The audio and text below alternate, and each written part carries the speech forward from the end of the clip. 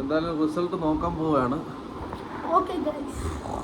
എന്തോന്നറിയാം സത്യം പറഞ്ഞാലേ സത്യം പറഞ്ഞാൽ 10ാം ക്ലാസ്സിന്റെ റിസൾട്ട് അറിയുന്ന അത്രയും ടെൻഷൻ ഇല്ല. എന്താണെന്ന് അറിയത്തില്ല.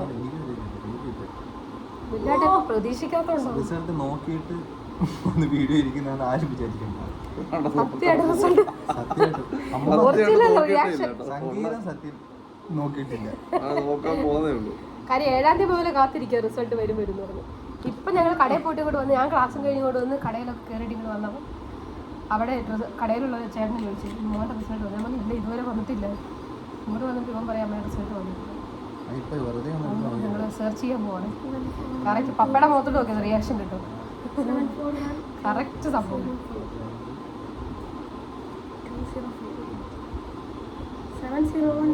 എന്തായാലും നമ്മൾ അറിയണമല്ലോ. ആറ് പറഞ്ഞാലും കൂടുതൽ അതിന് നമ്മൾ അറിയണം. അതിനകത്ത് മാറ്റമൊന്നും വരുന്നില്ല. മറന്നു പോകുന്നു.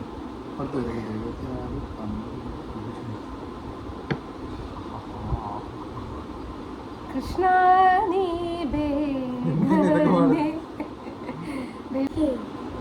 നോക്കാൻ പോവാണ്. കൺഗ്രാജുലേഷൻ. എന്തൊക്കെ ലിങ്ക് നമ്മൾ അക്കൗണ്ടൊക്കെ എടുത്തു.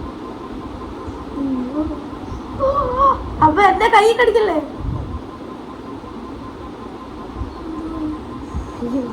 അടിക്കുന്നു.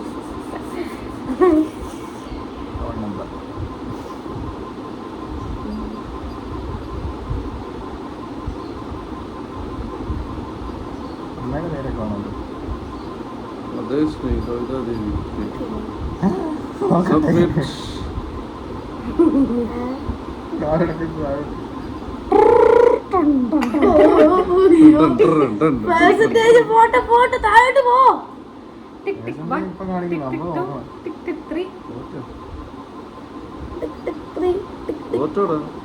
ഒന്നും മനസ്സിലാവില്ലല്ലോ.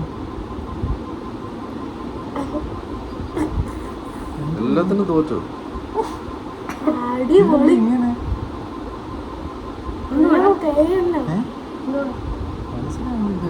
റൈറ്റിലോട്ട് നീക്ക്.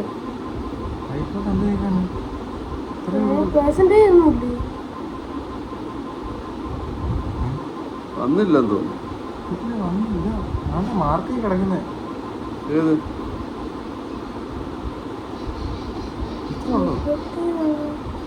കോഡാടാ അത്? English 54, physics 36, chemistry 34. എടാ അത് പ്രാക്ടിക്കലാടാ. പ്രാക്ടിക്കലും തിയറിയും ആയിട്ട് നടക്കും. ഞങ്ങളുടെയും തോറ്റ്. 88% ആൾക്കാരെ ജയിച്ചുള്ളൂ. 12% ആൾക്കാർ തോറ്റ്. എനിക്ക് സന്തോഷം. കാര്യം നമ്മുടെ ജീവിതത്തിലെ ഈ +2 നമുക്ക് ഫുൾ A+ കിട്ടി അല്ലേ? ഇതൊന്നുമല്ല നമ്മുടെ ജീവിതത്തെ നിർണ്ണയിക്കുന്ന കാര്യങ്ങൾ അല്ലേ? ഇതൊക്കെ സർട്ടിഫിക്കറ്റ്. ജീവിതം വിജയിക്കുന്നത് സർട്ടിഫിക്കറ്റിലെ പെർസെൻറ്റേജ് കൊണ്ടൊന്നുമല്ല എന്നാണ് എന്ന് പറഞ്ഞ് പഠിക്കാതെ തോക്കണമെന്നല്ല അർത്ഥം. അതിപ്പോ ഇൻ കേസ് വിചാരിച്ചിരുന്നു. കാരണം തോക്കൊന്നും വിചാരിച്ചില്ല ഞാൻ. അല്ല ഫിസിക്സ് ഒക്കെ അത്രയ്ക്കും പാടായിരുന്നു. കുറച്ചുകൂടെ എനിക്ക് ഞാനൊരു 80% ഒക്കെ ഞാനും പ്രതീക്ഷിച്ചിരുന്നു. കാര്യം CBSE സംബന്ധിച്ചുള്ള അതൊക്കെ നല്ല മാർക്കാണ്. പിന്നെ വേണമെങ്കിൽ കുറച്ചുകൂടെ ഒക്കെ മാർക്ക് മേടിക്കാമായിരുന്നു. 80% എന്തായാലും മേടിക്കാമായിരുന്നു. പിന്നെ അതിനിടയ്ക്ക് പ്രോഗ്രാം എനിക്ക് ഭയങ്കര ഫീൽ ഉണ്ട്. റീവാലുവേഷൻ കൊടുക്കണമെന്നുള്ളൊരു അല്ല 1-2 വിഷയം റീവാലുവേഷൻ കൊടുത്താൽ കൊള്ളാം. ടീച്ചറെ എന്തോ ഒരു ഭയങ്കര ടൈറ്റായിട്ട് നമ്മളെ മാർക്ക് ടീച്ചറെ പിന്നെ വാല്യൂഷൻ നടത്തിയ ഫീൽ. എന്താ അറിയത്തില്ല. ചിലപ്പം റീവാലുവേഷൻ കൊടുക്കേണ്ടി വരും. ഇവരെയൊക്കെ വിളിച്ചുകൊണ്ടിരിക്കുകയാണ്. ഓരോ കോളുകൾ വന്നുകൊണ്ടിരിക്കുന്നു. ഇതൊക്കെ ഉള്ളു. റിസൾട്ടിൻ്റെ വീഡിയോ ഓരോരുത്തരും ചോദിച്ചുകൊണ്ടിരിക്കും. എന്തുവായി റിസൾട്ട്. അപ്പോൾ നമുക്ക് ഈ ലിങ്ക് അങ്ങ് ഇട്ട് കൊടുത്താൽ മതി. അതുകൊണ്ട് എളുപ്പമുണ്ട്. അതാണ് വീഡിയോ എടുത്താന്ന് വിചാരിച്ചത്. എന്തുകൂടെ അവിടെ നിന്ന് കാണിക്കുന്നത്? റിസൾട്ട് കേട്ട് തളർന്നു. അപ്പോഴേ അമ്മ മുമ്പ് പറഞ്ഞിട്ടേ ഈ റിസൾട്ട് കുറഞ്ഞ മാർക്ക് അല്ലെങ്കിൽ നമ്മളെ പോലെ അല്ലെങ്കിൽ മാർക്ക് കുറഞ്ഞവരോട് ഫുൾ A+ കിട്ടാതെ അങ്ങനെയൊക്കെ വിഷമിക്കുന്നവരോട് പറയാം, ഇതൊന്നും നമ്മൾ ജീവിതത്തിൽ വലിയ കാര്യമായിട്ട് എടുക്കേണ്ട കാര്യമില്ല. നമുക്ക് വേണം റിസൾട്ട്, വേണ്ട പഠിക്കേണ്ട എന്നല്ല പറയുന്നത്. കുറഞ്ഞു പോയവർക്ക് നമ്മൾ അതുകൊണ്ട് നമ്മുടെ ജീവിതം നിർണ്ണയിക്കുന്നു എന്ന് വിചാരിക്കേണ്ട. എല്ലാവരും ജീവിതത്തിൽ വിജയിക്കാൻ പഠിക്കുക അല്ലേ? എക്സാമിൽ വിജയിക്കുക എന്നുള്ളത് ഏറ്റവും മെയിനല്ല, വളരെ പ്രധാനപ്പെട്ടതാണെങ്കിൽ കൂടി ഏറ്റവും മെയിൻ എന്താ, ജീവിതത്തിൽ നമ്മൾ വിജയിക്കുക എന്നുള്ളതാണ്.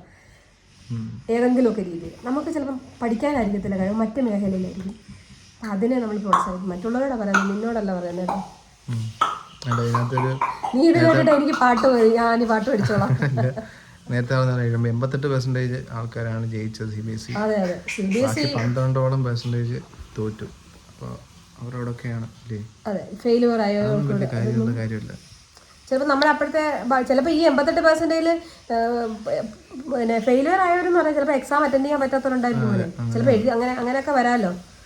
എന്തായാലും നമ്മളെ സ്റ്റാഫ് സിംഗറിന്റെ ഇടയ്ക്കൂടെയാണ് ശരിക്കും പറഞ്ഞ എക്സാമിന് പോയത്. എക്സാം സമയത്ത് എന്തെങ്കിലും മെയിൻ എക്സാം ഉണ്ടെങ്കിൽ ആ സമയത്ത് എന്തെങ്കിലുമൊക്കെ സംഭവങ്ങൾ എനിക്ക് എൻ്റെ ജീവിതത്തിൽ ഇതുവരെ 6ാം ക്ലാസ് തൊട്ട് ഇതുവരെ വേറെ അനുഭവം. 6ാം ക്ലാസ് തൊട്ട് പഠിത്ത കാര്യത്തിനകത്ത് വരുന്ന തടസ്സങ്ങൾ വരുന്ന, പക്ഷെ നല്ല ഏതെങ്കിലും പ്രോഗ്രാമോ അങ്ങനെ എന്തെങ്കിലുമൊക്കെ ആയിരിക്കും. ഒന്ന് ചീഞ്ഞാലല്ലേ ഒന്നിനും വളമാണ്. അങ്ങനെ അതെ. അപ്പോൾ ഇവനാണെങ്കിലേ എക്സാമിന് ശരിക്കും പറഞ്ഞാൽ കെമിസ്ട്രിയുടെ തലേന്ന് ഞങ്ങൾ അവിടെ 2 ദിവസം ഷൂട്ട് കഴിഞ്ഞ് ഇവിടെ വന്ന് വെളുപ്പിനെ വന്നിട്ട് രാവിലെ തന്നെ എക്സാം എഴുതുന്നത്. അപ്പം ശരിക്കും പറഞ്ഞാൽ 2 ദിവസം റിവിഷൻ ചെയ്യുന്ന സമയത്ത് അല്ലേ നമ്മള്, അതെ, പല കുട്ടികളും പരീക്ഷയ്ക്ക് 2 ദിവസം മുന്നേ റിവിഷൻ ചെയ്തായിരിക്കും നമ്മൾ ആ സമയത്ത് എല്ലാം ഓർത്തെടുക്കുന്നത്. ഇപ്പം ഇവൻ നേരത്തെ പഠിച്ച് വെച്ചിരുന്നത് ശരിയാ, പക്ഷെ റിവിഷൻ ചെയ്യാൻ പറ്റിയില്ല ഫിസിക്സും കെമിസ്ട്രി. അപ്പൊ അവൻ ഇച്ചിരി നല്ലതായിട്ട് മാർക്ക് ഫിസിക്സും കെമിസ്ട്രി കുറഞ്ഞു. കമ്പ്യൂട്ടറും മാർക്ക് കൂടുതലുള്ളതാ. കമ്പ്യൂട്ടർ ബയോളജിക്ക് പക്ഷെ ഇംഗ്ലീഷൊക്കെ നല്ല മാർക്ക് ഞാൻ പ്രതീക്ഷ കേട്ടോ. 80% കൂടുതൽ മേടിച്ചു. ചിലപ്പോൾ അവിടെ ഭയങ്കര ആകാംക്ഷയോടെ കാത്തിരിക്കില്ല. അയ്യോ അമ്മ സോറി, മോന്റെ ഇടയ്ക്ക് കയറി പറഞ്ഞു. മോൻ പറഞ്ഞു ഇടയ്ക്ക് കൂടെ കയറി പറഞ്ഞു. മോൻ പറഞ്ഞു പറഞ്ഞില്ല എന്തോ ഇതൊക്കെ തന്നെ. അതെ അതെ. അപ്പൊ റിവിഷൻ ചെയ്യാൻ പറ്റാത്തതിന്റെ ഒരു പ്രശ്നം എനിക്ക് വന്നു, എനിക്ക് തോന്നുന്നു. അതുണ്ട്.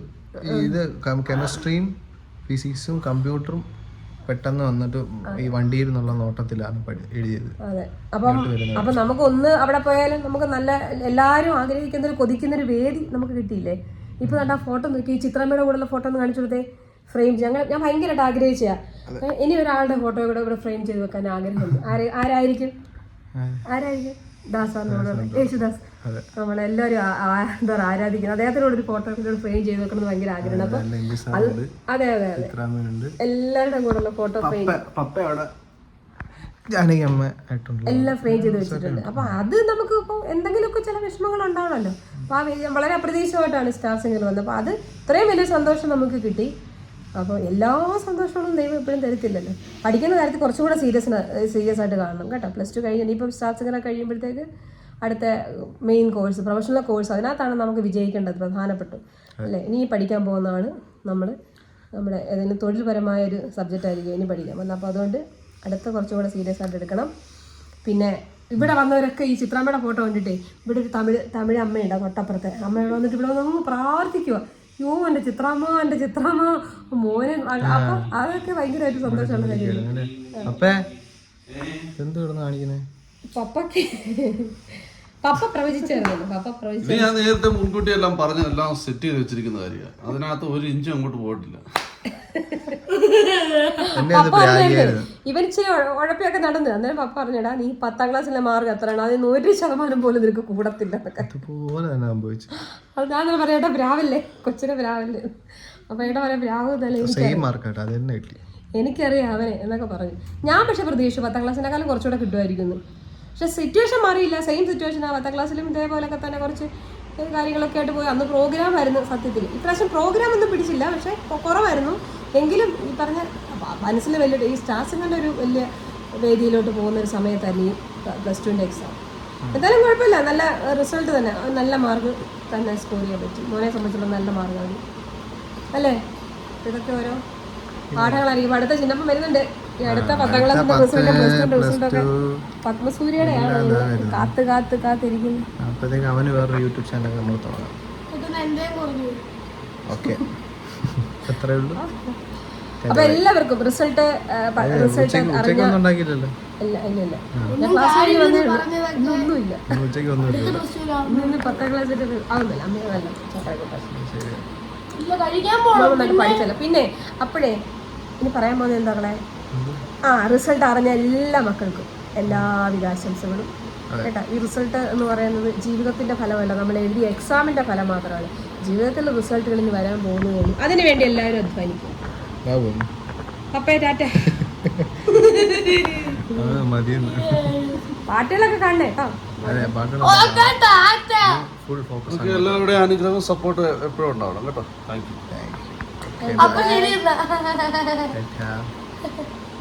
എന്തോടാ അത് എന്ന് പറഞ്ഞേ? വാഴത്തണ്ട്. ആ വാഴത്തണ്ട് നല്ല കറക്റ്റാണ്. ശരി എൻ്റെ തണ്ട് കണ്ട ഈ അടിഭാഗം കണ്ടു കഴിഞ്ഞാൽ തെങ്ങിൻ്റെ കൂട്ടിൽ മേലോട്ടുള്ള ഇലയൊക്കെ പേരാണ് തെങ്ങിൻ്റെ കുറ്റി പോലെ ഇരിക്കാണ്ട്. ആ വാഴത്തണ്ട് കറക്റ്റ്. നമ്മൾ ഫുഡ് കഴിക്കാൻ വന്നു. ഉച്ചക്കത്തെ ഫുഡ് പറഞ്ഞല്ലോ, നമ്മൾ റിസൾട്ടും അതെല്ലാം നോക്കിയിരുന്നു. ഉച്ചക്കത്തെ ഒന്നും വെച്ചിട്ടില്ല. അങ്ങനെ ഞങ്ങൾ ഉച്ചയ്ക്ക് ഫുഡ് കഴിക്കാനായിട്ട് വന്നു. ഇവിടുത്തെ ഒരു ഫേമസ് ഹോട്ടലാണ്. നല്ല ചിലപ്പോൾ എല്ലാവർക്കും അറിയാതിരിക്കാം, നല്ല ഭൂമി എന്ന് പറഞ്ഞൊരു ഹോട്ടലാണ് കേട്ടോ. നല്ല ഭൂമി. ഇവിടുത്തെ ബിരിയാണി മെയിൻ. നമുക്ക് കഴിക്കാൻ കയറാം. ഓക്കെ ഹൈ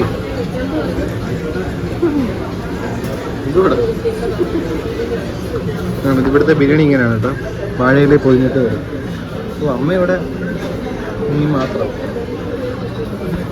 പൊട്ടിയ റിസൾട്ട് മേടിച്ചാണ് ഒരു ചെലവ് കഴിഞ്ഞു. എത്ര ഉണ്ടല്ലോ വീഡിയോ. ഈ ബിരിയാണിയിൽ ഒതുക്കി ഇന്നത്തെ ചെലവ് നന്നായിട്ട് മാറി മേടിക്കും. നല്ല സാധനം മേടിച്ചു എല്ലാം കഴിഞ്ഞു.